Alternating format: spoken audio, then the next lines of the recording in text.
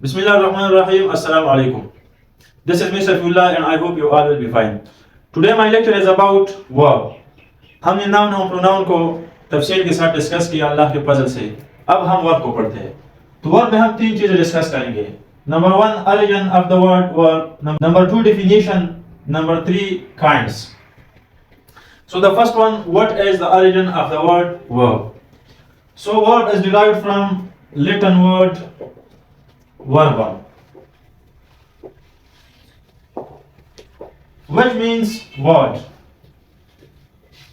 इसका मतलब ये हुआ कि वर्ब का जो लफ्ज है ये लेटिन के वर्ड वर्बम से निकला है. वर्बम का मतलब है वर्ड यानी लफ्ज.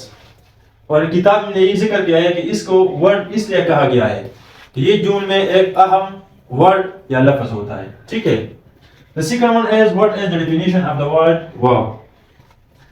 So a word which shows action, state or position is called verb. यानी वर्ब एक ऐसा लफ्ज होता है जो काम को जाहिर करता है, हालत को जाहिर करता है और पोजीशन यानी मलकियत को जाहिर करता है. ठीक है. फॉर एग्जांपल एक्शन, रिसाइट्स और रिसाइट तिलावत करना, तो ये एक काम है ना. एक्सरसाइज ये भी एक काम है, तो इसको हम एक्शन कहते हैं. The second one is state. Verb क्या शो कर रहा है? स्टेट शो कर रहा है. For example he is a teacher. Is एक वर्ब है और उसने स्टेट को जाहिर किया, हालत को जाहिर किया कि वो एक उस्ताद है. The third one is position. मलकियत जाहिर करता है. For example he has a book. उसके साथ एक किताब है, तो किताब किसके साथ है? उसके साथ. ये किसने जाहिर किया? हैज ने जाहिर किया और ये एक मलकियत है, तो इसलिए हम इसको क्या कहते हैं? वर्ब कहते हैं. ठीक है. अब हम काइंड्स पढ़ते हैं. What are the kinds of verb? So verb के जो है ना 12 काइंड्स है. कितने काइंड्स है? यहां पर हम 12 काइंड्स पढ़ेंगे. The first one is transitive verb. The second one is intransitive verb. What is transitive verb? A verb which is always followed by a direct object is called transitive verb. Or if a sentence has a verb and a direct object, the verb of this sentence will be a transitive verb. यानी एक ऐसा verb जिससे के बाद हमेशा क्या होता है? डायरेक्ट ऑब्जेक्ट होता है. या अगर एक जुमले में वर्ब हो और इसके साथ डायरेक्ट ऑब्जेक्ट हो तो इस वर्ब को हम क्या कहेंगे? ट्रांजिटिव वर्ब कहेंगे. ठीक है. डायरेक्ट ऑब्जेक्ट को हमने पढ़ा था. For example he sent a message. उसने एक मैसेज भेजा, तो क्या भेजा? मैसेज भेजा. ये मैसेज जो है ना ये डायरेक्ट ऑब्जेक्ट है और ये वर्ब है. तो इस सेंटेंस में वर्ब के साथ डायरेक्ट ऑब्जेक्ट है, इसलिए हम इस वर्ब को क्या कहते हैं? ट्रांजिटिव वर्ब कहते हैं. ही एट द मील. उसने खाना खाया. तो ये मील जो है ना खाना, ये डायरेक्ट ऑब्जेक्ट है. ईट एट, ये एट जो है ना ये वर्ब है, तो वर्ब के साथ डायरेक्ट ऑब्जेक्ट है, इसलिए हम इस वर्ब को क्या कहते हैं? ट्रांजिटिव वर्ब कहते हैं. The second one is intransitive verb. If a sentence does not have a direct object, the verb of that sentence will be intransitive. अगर एक जुमले में वर्ब के साथ डायरेक्ट ऑब्जेक्ट ना हो तो इस वर्ब को हम क्या कहेंगे? इंट्रांजिटिव वर्ब कहेंगे. ये मैटर नहीं करता कि उसके साथ इनडायरेक्ट ऑब्जेक्ट हो. अगर इनडायरेक्ट ऑब्जेक्ट हो तो फिर भी हम उसको क्या कहेंगे? इंट्रांजिटिव वर्ब कहेंगे. For example he love. ओह ही लव्स, ओह हंसता है, तो इसके साथ ऑब्जेक्ट नहीं है, इसलिए हम इसको क्या कहेंगे?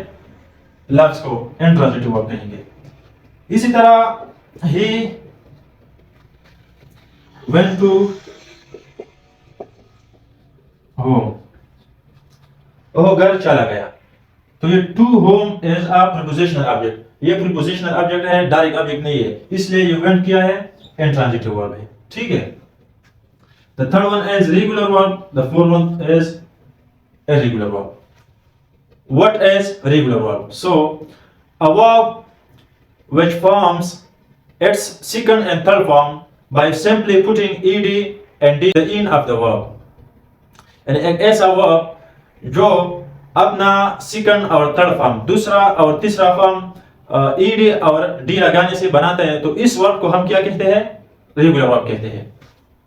For example, walk, walked, second form, the third form is walked. तो इस वाक ने क्या किया? अपना सेकंड और थर्ड फॉर्म सिर्फ ईडी लगाने से बना है, इसलिए हम इस वर्ब को क्या कहते हैं? रेगुलर वर्ब कहते हैं. talk, talk, talked, the third form is talked. so इसको भी हम क्या कहते हैं? रेगुलर वर्ब कहते हैं. ठीक है. The fourth one is irregular verb. What is irregular verb? A verb which forms there are its second and third form in different ways. एक ऐसा वर्ब जो अपना सेकंड, दूसरा और तीसरा फॉर्म जो है ना मुख्तलिफ तरीकों से बनाते हैं, ना कि ईडी और डी लगाने से, ना कि ईडी और डी लगाने से. तो इसलिए हम इसको क्या कहते हैं? इर्रेगुलर कहते हैं. फिर इर्रेगुलर वर्ब की 3 मेन टाइप्स है. नंबर 1, ऐसा वर्ब जिसके तीनों फॉर्म एक जैसे हो. For example, put, put, put, तीनों फॉर्म्स एक जैसे हैं. Cut, cut, cut, hurt, hurt, hurt, and so many other examples. The second type is जिसके तीनों में से दो फॉर्म्स सेम हो, यानी जिसके तीनों फॉर्म में से दो फॉर्म्स क्या हो? एक जैसे हो. For example, set, set, set. तो ये दोनों फॉर्म सेम है, first, second and third form. First form different है. ठीक है ना? तो ये दूसरा किस्म है. ठीक है. द थर्ड वन इज जिसकी तीनों फॉर्म्स एक दूसरे से मुख्तलिफ हो. For example, go, went, gone, and know, knew, known, and so many examples. The fifth one is action verb. The sixth one is stative verb. What is action verb? A verb which indicates what a subject is doing. What a subject is doing. यानी ऐसा verb जो ये दिखाता है कि जुमले में एक सब्जेक्ट क्या कर रहा है, कौन सा काम कर रहा है, तो इसको हम एक्शन वर्ब कहते हैं. फॉर एग्जांपल, ही रिसाइट्स, वो कुरान पाक की तिलावत करते हैं. वो क्या करता है? तिलावत करता है. तो ये एक काम है ना. ही कुक्स, वो पकाता है. तो ये पकाना भी क्या है? एक काम है. इसलिए हम इसको कुक को क्या कहते हैं? Action verb. और रिसाइट्स को भी एक्शन वर्ब कहते हैं. ठीक है. The sixth one is stative verb. What is stative verb? So a verb which show state of being is called stative verb. एक ऐसा verb जो क्या जाहिर करता है? एक हालत को जाहिर करता है, एक्शन को जाहिर नहीं करता, बल्कि एक हालत को जाहिर करता है. इसको हम क्या कहते हैं? stative verb कहते हैं. For example, he seems happy. वो खुश दिखाई देता है. तो ये एक काम तो नहीं है ना, एक स्टेट जाहिर करता है. इसलिए हम seem को क्या कहते हैं? seems को हम stative verb कहते हैं. और he feels happy, वो खुशी महसूस करता है. तो इसको हम feel को हम क्या कहते हैं?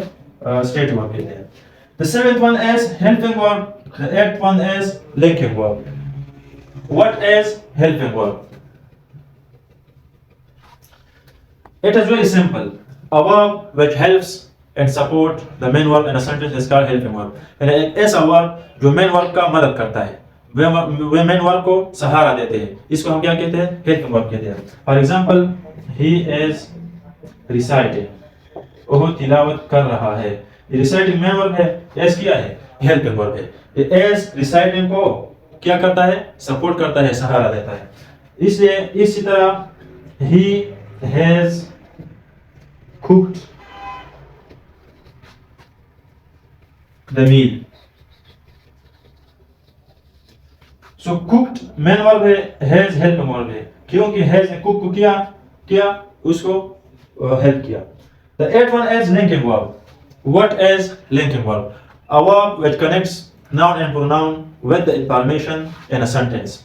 यानी ये क्या काम करता है, नाउन और प्रोनाउन को, जिसको हम सब्जेक्ट भी कह सकते हैं, उसको जुमले में दूसरे इंफॉर्मेशन के साथ, दूसरी मालूमात के साथ कनेक्ट करते हैं, जिसको हम क्या कहते हैं, linking verb. For example, he is a teacher, वो एक उस्ताद है. ठीक है, तो ही एक प्रोनाउन है, यहाँ पर सब्जेक्ट के तौर पर इस्तेमाल हुआ है, तो सब्जेक्ट भी हम कह सकते हैं. एज एक वर्ब है, अ टीचर इंफॉर्मेशन है, मालूमात है, तो अ टीचर के साथ ही को किसने कनेक्ट किया, एज ने कनेक्ट किया, इसलिए एज को हम क्या कहते हैं, लिंकिंग वर्ब कहते हैं. ठीक है, नया जो किस्म है वो है modal verb, 10th number phrasal verb, 11 number finite, 12 number non finite verbs. ये चार जो है ना हम नेक्स्ट लेक्चर में डिस्कस करेंगे इंशाल्लाह, क्योंकि फिर लेक्चर जो है ना बहुत लेंथी हो जाता है. So this is enough for today. Thank you for listening.